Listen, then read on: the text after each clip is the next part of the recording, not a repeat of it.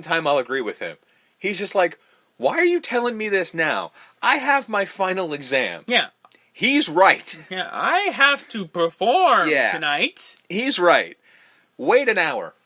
That's all I'm saying. You're not going to be less pregnant in an hour. Yeah. You know what I mean? But you do what you got to do. We get the second phone call, and now for the rest of the film, all of these phone calls will be roughly the same. Yeah. Billy does multiple voices. Increasingly more interesting, but yeah, basically the same of, screaming, moaning, gargling, lots of talk about Agnes, we can't tell her what we did, and then screaming as Agnes, which makes me wonder why this remake involved Agnes as a real person. Yeah. Clearly, Agnes is in my opinion, Agnes is in his head, but... Like a split thing? Yeah. Just a very weird, but the phone calls are so fucking good, man. Part of me wanted to use one as a fucking ringtone, but I'm like, that's a little too far for me. Well, every time Jess answers the phone, it's always, hello? Hello? Yeah, she's not good at phone. Is that how you answer phones? Yeah, like, what if that was just like your mom or something? It happened when it was fucking Barb's mom. Yeah. She's like, hello? Hello? Hello? I'm like, Jesus, you are not good at phoning. Like, just put the phone down, You're lady. Up here. We need you a little bit closer to you are not good at phone. We get Barb, Phyllis, and Mr. H at the cops because Claire hasn't been seen in like 2 days. Mm-hmm. No, a day. A day. It hasn't even been a day, which is why I'm confused. Because it's been overnight. Yeah. It's like we haven't seen her, and she didn't. I guess she didn't come down. I'm like, you checked the room. I guess they checked the room, which is weird because this awful detective, Sergeant Nash. Yeah, Sergeant. He's not wrong to be sort of like, oh, good God, because it's been like 12 hours. Yep. Police don't even listen to you after 12 hours. Mm-hmm. So, as much as he's an incompetent fool, we'll get to that, he's not wrong to just sort of be dismissive. But anyway. Is this the fellatio? It is. So basically, Barb is getting increasingly drunk already, and I'm like, it's got to be 11. And then happy hour somewhere, bud. Yeah, but she's got a reason that we get to. But this movie does a great job of tying up everything. That's true. It's one of those movies where it lays seeds and then picks them up every fucking time. It's fantastic. But yeah, so everybody's just like, why aren't you listening? He's just like, whatever. And he says, like, that most of the time she's just shacked up with her boyfriend. I'm like, and has anyone looked for the boyfriend? No.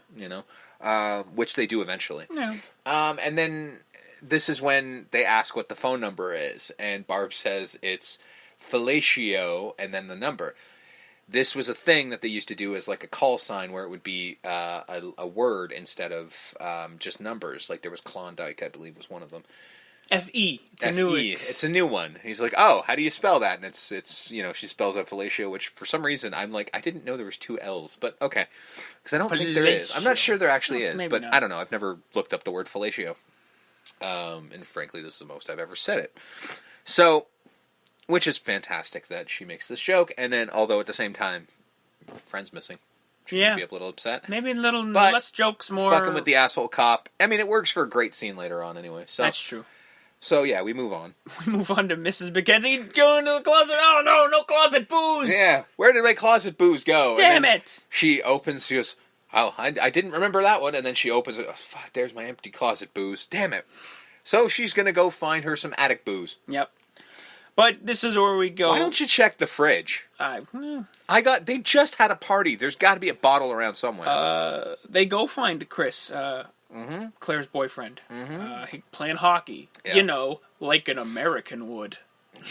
Yeah, that's a little bit, It's a little bit Canadian, eh? It also doesn't help that this man has maybe the thickest Canadian accent you can fucking find, because I think he's from the East Coast. He's definitely from the East Coast, Like, I don't know if he's supposed to be a Canadian exchange student, but he's definitely Canadian, So he's got a very thick accent, We'll get more Chris later.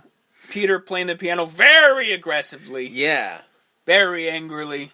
And it's actually in this scene right here where you can see it being Malcolm McDowell. Yes. Yeah. You could see his eyes would be perfect. The intense, and the people watching going, is this guy alright? I think there's something wrong. But me, not knowing anything about classical music, going, sounds the same as everything else. Yeah, I mean, that sounds pretty good to me. I don't know. Yeah. We do meet the cop, the main cop for the picture, Lieutenant Kent Filler. Yes. The My immortal man. John Saxon. Good old John Saxon, who I have a theory that this is where he, when he left Nancy's family in A Nightmare on Elm Street, this is where he went for a while. And he changed his name.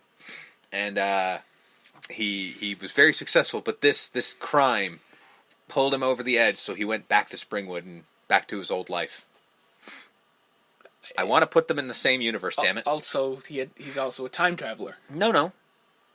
Nancy would have been born in the 60s. I guess, fair enough. You know? You're putting the movie where the actual time frame should be. Yeah, like after, okay, so let's say he kills Freddy in what? 72? Is that about right? You know, they burn Freddy in about 72. It takes 12 years for Freddy to come back in dreams. So he burns Freddy in 72 and is just like, oh, fuck, I can't deal with this. See ya, bye. I love Nancy, but fuck her, I'm out. And then leaves his wife because, frankly, she's a drunk. And goes off in this, and then he just realizes from this crime is like, oh, there's sickness everywhere. I can't run away from my problems. Then he goes back to Springwood. And that's how these movies are connected. Don't you dare try to tell me otherwise. Well, he gives Sergeant Nast the business for being a shitty cop. Mm-hmm. Which he's right. This is where we get Barb's turtle fact of the day. Oh, well, this was, I think we skipped over one of my favorite things where after she was hitting on the kid, there was another kid that she's feeding booze to. No, same kid. Oh, is it the same kid? She was hitting on the kid and then feeding him booze. She was feeding him booze, and then somebody's on the phone, and she's just like, I think the little shit's knackered. Yeah. Yeah, well, you've been feeding him champagne. Because that's right before the second phone call. Was it? Where he's just like, hey, sailor, you want some of this? That's what it was, right. That's what and she gave it to him. And the kid's just like, oh, like, God. Yeah. Frankly, I'd like some Margot Kidder, too, because, well, she's my type. Just saying. So this is where her turtle fact, did you know turtles can screw for 3 days straight? I should have put it down, but that was one of the facts that I saw listed when I was compiling my shit. Somebody identified which turtle she's talking about. Do you know how I know this? I went to the zoo. Uh-huh. I didn't stay there for the whole 3 days. No. I went to the zebras. The zebras are about 30 seconds. Yeah. I'm like, what the fuck? And she goes, I'm lucky if I get 3 minutes. I'm like, thanks for that, Barb. Yeah. Where Mr. H, Mrs. Mac, and Phyllis are just like, Jesus, I do Barb. enjoy that they're just staring at her incredulously of like, what the fuck is wrong with you? And then this is when Barb has it out. Oh, yeah, she's like, you could just all blame me. It's my fault. Well, she starts out of like, I know what you do. You blame me. And yeah, I scared her away. And this is why she's hammered. Yeah. Because clearly she's upset about the whole thing, but... And again, this is why I like how this movie handles this. She's upset. They don't know that she's dead in the attic. They think she just left the house. They think she just ran off because I upset her she because was a bitch, of what I said to her. So it's... She's dealing with this the entire time. You know, actual drama and intrigue in a horror film? The hell you say? Perish the thought. Peter fucking goes ham on his piano. Smash! I love the sound in this, though. Oh, it is the banging. Oh, it's so fun. So, yeah, it is so good because they just recorded it. It was great. It's great. Good stuff. Mm-hmm. Search party. Yep. Got a search party. Well, because it's kind of for... It's one of the guys in the snowmobiles has one of those, like, full ski masks on. And I do like that John Saxon's just like, hey, you, just 4 miles per hour. We don't want you, going too fast. Otherwise, you're no good to us. I'm like, I like how they singled him out. Like, well done. But yeah, it's a search party for not only Claire, but also there was another little girl missing. Well, when we're introduced to the when we were dealing with Ken Fuller character, we were a grieving mother was like talking about her missing child. Mm-hmm. And he's dealing with that. Yes. And then he gets put onto the Claire Harrison case. Mm-hmm. Mrs. Mack looking for her booze in the attic. Yes. She also hears Claude. I think that's also why. Like, how did she get up she's there? looking for the cat, and clearly she needs some attic booze. And we see... And she basically does almost the same thing as fucking, what's it called? The wife in Arachnophobia. It's like, I really need to clean this place out. I'm like, this is what everybody does. Yeah. Well, we get Billy holding... He almost doesn't want to do it from the looks of it. I think he wants her reaction because I think he knows she's alone. So I think he wants to hear her scream. You think? I think that's what it is because I don't think he's stopping. I think he's having trouble holding that thing. I think it's just heavy and it's just he's struggling to hold it. Because the minute she sees Claire, then sees him... Yeah. Before she can get a scream out, though, boom, she gets hooked. I feel like... And dragged up. Yeah, which, I think... the core strength on Billy is... Well, I think that's why he was struggling. I think it might have been more along the lines of, like, he wanted her to see. She's a hefty woman. She is. She gets straight pulled up. Yeah. Boom. Again, I think that's why he was struggling to hold some shit together, because I think he had a pulley and lever system going. And then he freaks the fuck out. Yeah, he just loses his shit, and it's because we cut to... which boyfriend is it? I think it's hockey player. Chris. Who's banging on the door at the same time Mrs. H is screaming. And oh, no. That's the cabbie. Because she was leaving. Oh, it was the cabbie. She was on her way out. Yeah. And the cab driver's like, hey, lady, where are you? And to me, that's the only reaction. Like, that's the only reason for him to lose his shit, but I don't understand why. Because the guy just goes, well, fuck it, and he leaves. And then Billy just goes fucking ape shit and just. I do like it because again, it's all first person. Him and just freaking out, tearing the room up. It looks amazing. It sounds great. It is such a great, unnerving as fuck scene. Like out of context, if you watch that, it would send a chill down. Well, because it starts with him looking first person again at Claire's body. Yeah.